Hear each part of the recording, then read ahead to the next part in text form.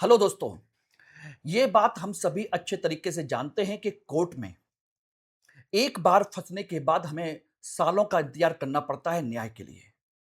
लेकिन न्याय का इंतजार इतना लंबा हो जाए कि हमें उम्मीद ही खत्म हो जाए, तब क्या हो? सोचिएगा, गरीब आदमी क्या करेगा? फंस जाएगा, मर जाएगा और ऐसे कितने अनगिनत केसेस आप लोगों ने देखे होंगे। यस, इसी तरह की समस्या के समाधान के लिए, लंबित मामलों के समाधान के लिए हमारे सुप्रीम कोर्ट ने अभी एक मास्टर प्लान बनाया है, जिस पर मैं पूरी तरह से चर्चा करने जा रहा हूं। हर एक पहलू पर मैं चर्चा करूंगा। क्या वो मास्टर प्लान है? किस तरह का मास्टर प्लान है? कितने हमारे केसेस हैं? किस तरह के केसेस हैं? इन सभी की मैं चर्चा करूंगा और उसके हर पहलू की चर्चा करूंगा कि आखिर ऐसा क्यों हो रहा है, किस तरीके से हो रहा है और किस तरीके से इसको सॉल्व किया जा सकता है कि नहीं किया जा सकता। आपकी राय भी पूछूंगा। इसलिए इस पूरे वीडियो को अच्छे तरीके से देखिएगा और अपनी राय कमेंट सेक्शन में जरूर दीजिएगा। और एक चीज और ध्यान रखिएगा, जिन लोगों ने अभी तक इस चैनल को सब्सक्राइब नहीं किया है वो सब्सक्राइब कर लें, लाइक शेयर जरूर कर दें, क्योंकि ये जो टॉपिक है ये आपके यूपीएससी और जनरल नॉलेज के पॉइंट ऑफ व्यू से काफी इंपॉर्टेंट है। चाहे देखिए यूपीएससी हो, स्टेट पीसीएस हो, उन सभी एग्जाम के लिए काफी इंपॉर्टेंट होने वाला है, जहां पर आप निबंध में भी इसका इस्तेमाल कर सकते हैं, जीएस के पेपर 2 में भी इसका इस्तेमाल कर सकते हैं, कहीं पर भी आपके काम आएगा। जुडिशियल जो हमारा रिफॉर्म सिस्टम है उसको लेकर के ये बहुत बड़ा इशू है।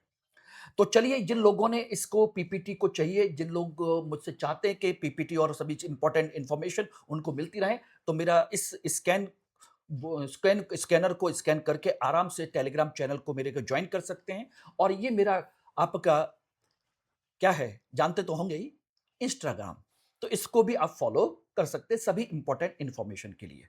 ओके, तो चलिए इसको हम स्टार्ट करते हैं। देखिए, इस समय जो समस्या है दोस्तों वो है आपके 96,045 पेंडिंग केसेस की। 96,000, सोचिएगा इस समय कोर्ट, सुप्रीम कोर्ट में, और जिनमें से 74,244 मामले हैं दीवानी और 21,801 मामले हैं आपराधिक। सोचिए कितनी बड़ी विडंबना है। ये अभी केसेस इतने हैं, पेंडिंग में है सुप्रीम कोर्ट में, जिनमें से सबसे पुराना दीवानी मामला है जो 30 सालों से चला आ रहा है, 1986 का, जो अभी तक सॉल्व ही नहीं हुआ। मजेदार बात, अभी तक सॉल्व ही नहीं हुआ। और आपका आपराधिक मामला जिसे 3 दशक से इंतजार हो करते करते हो गए, 1991 का है। सोचना, और अभी तक 30 से 40 साल हो चुके हैं इंतजार करते करते कि न्याय कब मिलेगा, कैसे मिलेगा, किस तरीके से मिलेगा। सोचना, जो मैंने स्टार्टिंग में आपसे बात कही, क्या होगा। तो इसी चीज के लिए सुप्रीम कोर्ट ने एक मास्टर प्लान बनाया है। 4 नई विशेष बेंचें उन्होंने बनाने की कोशिश की है। सीजेआई चीफ जस्टिस सूर्यकांत की ऐतिहासिक कदम है, जिनमें से 2 खंडपीठ जो हैं स्पेशली पुराने दीवानी मामलों के लिए निपटाने के लिए काम करेंगे, और 2 खंडपीठ जो हैं पुराने आपराधिक मामलों को खत्म करने के लिए काम करेंगी। और इनकी सुनवाई का जो समय है, मंगलवार, बुधवार और बृहस्पतिवार, ये 3 दिन स्पेशली इन्हीं केसेस के लिए रिजर्व रखे गए हैं। 2 अलग अलग बेंचें बनाई गई हैं। तो ये एक अच्छा कदम है, इसमें कोई शक नहीं है, अच्छा स्टेप है। इससे क्या होगा, पुराने केसेस जल्दी जल्दी खत्म होंगे, ठीक है ना। लेकिन बात आती है कि पेंडेंसी पैराडॉक्स क्या है, इतनी पेंडेंसी आखिर क्रिएट हुई क्यों। देखिए, बात यह है कि पिछले कुछ समय से जुडिशियल रिफॉर्म के थ्रू काफी सारे पेंडिंग केसेस को सॉल्व करने की कोशिश की गई है, इसमें कोई शक नहीं है। उसकी स्पीड भी बढ़ी है, लेकिन फिर भी पेंडेंसी लगातार बढ़ रही है। उसके पीछे रीजन है कि नए मामले ज्यादा आ रहे हैं बजाय पुराने मामले निपटाने के। बात समझ में आई कि नहीं आई? यानी कि नए हमारे पास ढेर इकट्ठे आ रहे हैं, पुराने उतने सॉल्व हो नहीं पा रहे। हालांकि पहले की तुलना में सॉल्व करने का जो प्रोसेस है, स्पीड है, वो कंपेटिबली ज्यादा हुई है, बट न्यू जो केसेस हैं वो ज्यादा इमर्ज हो रहा है। आखिर ऐसा क्यों हो रहा है? उसके पीछे कारण है न्याय तक लोगों की इजी एक्सेसिबिलिटी, यानी कि आसानी से पहुंच। देखिए, डिजिटल कोर्ट बने तो लोगों को कहीं इधर उधर दूर दराज क्षेत्र में जाने की जरूरत नहीं है, ऑनलाइन काम हो गया, ठीक है ना। ई फाइलिंग हो गई, ऑनलाइन केस की फाइलिंग भी हो गई, कहीं इधर उधर भटकना नहीं पड़ा, और वर्चुअल सुनवाई भी हो गई। सोचिएगा, ऑनलाइन ही इनकी सुनवाई भी हो गई। तो केस धीरे धीरे बढ़ते बढ़ते बढ़ते बढ़ते कहां तक पहुंच जाते हैं, यहां तक। अगर यहां तक ना पहुंच पाते, ये सारी चीजें ना होती, तो इतने लोग यहां पर नहीं आ पाते, इतने केस नहीं आ पाते। वो वहीं पर सुलह मशवरा हो करके या कैसे भी कर कर आकर के वहीं खत्म हो गए होते। कोई अपील दायर नहीं करता। That's why increase the number of cases in supreme court. Okay, तो ये बात आपको पता होना चाहिए। अब बात आया है कि क्या इससे पहले किसी भी चीफ जस्टिस ने या इससे पहले के जस्टिस ने कोई भी इसके लिए एफर्ट नहीं किया था? तो पूर्व मुख्य न्यायाधीशों ने भी इस पर अपने कुछ कुछ ऐतिहासिक कदम उठाए थे, कुछ हिस्टोरिकल जो स्टेट्समैन वो जो स्टेप्स थे उन्होंने लिए थे, जिनमें है सीजेआई यूयू ललित। उन्होंने विशेष समय स्लॉट निश्चित किया था, स्पेशल टाइम, कि भाई पुराने मामलों के लिए एक स्पेशल टाइम उन्होंने फिक्स कर दिया था कि इस समय मैं पुराने केस सुनूंगा। ठीक है।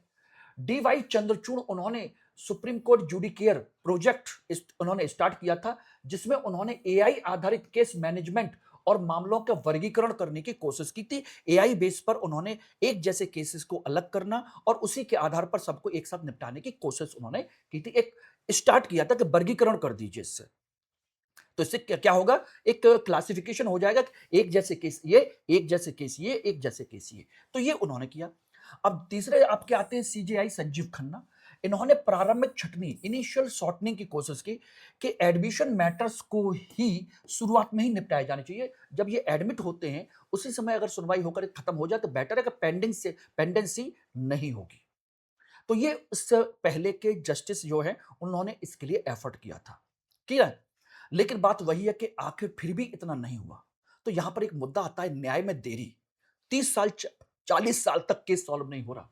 तो इसको एक बड़ी अच्छी सी लाइन हम कहते हैं, justice delays it justice denied. यानी कि देरी से मिला हुआ न्याय न्याय नहीं होता, अन्याय के समान है। 40 साल बाद फैसला मिले तब तक इंसान की क्या हालत होती है पता नहीं। ये आप अच्छे जानते हो। इससे क्या होता है, सबसे बड़ा इंपैक्ट पड़ता है कि नागरिकों का जुडिशियल सिस्टम में जो विश्वास है, फेथ है, बिलीव है, वो खत्म होने लगता है। जेलों में विचाराधीन कैदियों की भीड़ इकट्ठी होना शुरू हो जाती है। भाई उनका केस का नंबर ही नहीं आ रहा और जेल में पड़े हुए हैं, सजा काट रहे बिना मतलब के। और पता चला कि सजा होनी है 1 साल की या होनी ही नहीं है, और वो पता चला कि 14 साल से जेल में है। भीड़ इकट्ठी हो रही है। आर्थिक और व्यापारिक माहौल का नकारात्मक असर है। लोगों का कितना सारा इकोनॉमिक इंपैक्ट पड़ता है। देखिए, पैसा खर्च होता है वो अलग, और जो व्यक्ति इसके अंदर इन्वॉल्व हो जाता है उसके काम धंधे भी बंद हो जाते हैं। पूरा का पूरा सिस्टम, उनकी फैमिली, सब कुछ खत्म होने लगती है। ये समझ लेना। तो ये एक बहुत बड़ा इशू है जिसको हम लोगों को, सब लोगों को समझना चाहिए। ये एक इशू है। अब बात आती है इस पर, एक कॉन्स्टिट्यूशनल जो मैंडेट है वो है क्या, संवैधानिक दृष्टिकोण। देखिए, अनुच्छेद 21 हमें जो कहता है वो यही कहता है। अनुच्छेद 21 आप अच्छे से जानते हैं, फंडामेंटल राइट में हमारा आर्टिकल 21 है, जो कहता है कि हमारा लाइफ एंड पर्सनल लिबर्टी, ठीक है ना, हमारे व्यक्तिगत जीवन की स्वतंत्रता है, जीवन की स्वतंत्रता है। लेकिन उसमें जो जीवन की स्वतंत्रता है उसके अंतर्गत एक चीज और ध्यान रखना, वो है आपकी डिग्निटीफुल लाइफ। और उसी में सुप्रीम कोर्ट ने अपने केसेस में ये इन्वॉल्व किया है, अपने केसेस में, कि भाई जो त्वरित न्याय है वो भी इसी का एक हिस्सा है, त्वरित न्याय का। अनुच्छेद 21 में एक है अनुच्छेद 39A जिसमें समान न्याय और निःशुल्क कानूनी सहायता का प्रोविजन है, ये रहा। और अनुच्छेद 145 सुप्रीम कोर्ट की प्रक्रिया तय करने की शक्ति का प्रावधान है। तो ये तीनों आर्टिकल मिलकर के ये सारी सारी चीजों को डिफाइन करते हैं, हमारे जुडिशियल सिस्टम को, जुडिशरी की हमारी जो अवेलेबिलिटी है उसको लेकर के, और हमें जस्टिस समय पर मिल सके उसके लिए। ये एक हमारा कॉन्स्टिट्यूशनल प्रोविजन है। अब बात आती है कि क्या इतने से हमारा समाधान हो जाएगा या हमें कुछ और सोचने की, कुछ और करने की जरूरत पड़ेगी दोस्तों। तो इसमें अगर हम देखें तो समाधान के लिए आवश्यक कदम है, नो डाउट, न्यायाधीशों की संख्या बढ़ाई जाए। अभी हाल ही में हमारे कुछ 4 न्यायाधीशों की संख्या बढ़ाई गई सुप्रीम कोर्ट में, इसमें कोई शक नहीं। लेकिन निचले स्तर पर भी न्यायाधीशों की संख्या बढ़ाई जानी चाहिए, जिससे कि नीचे ही लेवल पर जल्दी से जल्दी केस खत्म हो जाए। दूसरा, प्रभावी केस मैनेजमेंट सिस्टम, स्वतः चिन्हित करने वाला केस मैनेजमेंट सिस्टम होना चाहिए जो आइडेंटिफाई कर सके केसेस को। एक वैकल्पिक विवाद समाधान और मध्यस्थता और लोक अदालत का प्रोविजन, भाई एक अल्टरनेटिव दिया जाए एक मीडिएटरशिप में उनको सॉल्व करने की कोशिश की जाए कि भाई आपस में सुलह-मशवरा कर लीजिए, या फिर लोक अदालत में ही इस मैटर को खत्म कर दिया जाए, यहां तक केस ही ना आए। और चौथा है टेक्नोलॉजी, एआई और ई कोर्ट का कंसेप्ट, जिसमें एआई के माध्यम से फिल्ट्रेशन करना, एक जैसे केसेस को अलग-अलग करना और सारी चीज़ों को इनिशियल स्टेज पे खत्म करना, और साथ के साथ ई कोर्ट के माध्यम से वहीं की वहीं सुनवाई करके जल्द से जल्द डिसीजंस दे देना। ये काम हो सकते हैं, तो इनकी भी ज़रूरत है, ये ध्यान रखिएगा। इस संदर्भ में आपको समझने की ज़रूरत ये है, रियली में, नो डाउट, कि केवल 2-4 विशेष बेंच बना देने से समस्या के समाधान की प्रक्रिया आगे बढ़ेगी तो ज़रूर, लेकिन पूरी नहीं हो सकती। इसके लिए हमें इन सारी चीज़ों की और आवश्यकता है। क्लियर है? तो इस चीज़ के लिए ध्यान रखिएगा, और ये मेरा एक छोटा-सा परिचय है जिसको आप सभी लोग जानते हैं, और इस टेलीग्राम ग्रुप पर मुझे फॉलो कर लीजिएगा जिससे कि आपको ये क्लास की पीपीटी आराम से मिल सके। धन्यवाद।